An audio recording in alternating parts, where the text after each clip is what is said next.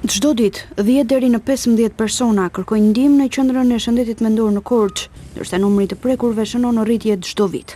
Pavarësisht shifrave shqetësuese, vetëm një pjesë e vogël e kësaj kategorie pranojnë të mjekohen.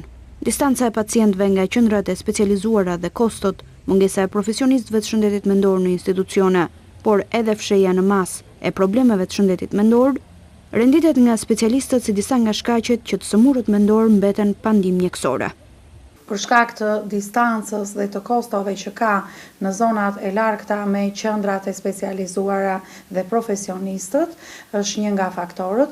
Mungesa e profesionistëve në të gjitha institucionet dhe vendet ku duhet, sepse duhet të përfshihen në të gjitha institucionet publike, profesionistët e shëndetit mendor, psikologu, këshilluesi emocional, dhe këto janë mungesa, dhe një ndër arsyet e tjera është fshehja.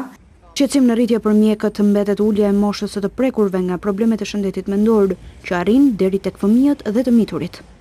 Pra, gjithmonë më shumë ne kemi të rinj dhe të vegjël që vuajnë këto probleme.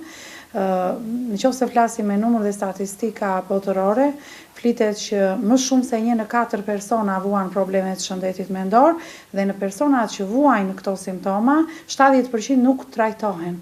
Pra, merr trajtim një pjesë e vogël. Shqetësim në rritje për mjekët janë edhe rastet e akteve ekstreme të vetvrasjeve apo tentativave të kryera jo vetëm nga të moshuar kryesisht, por edhe të mitur.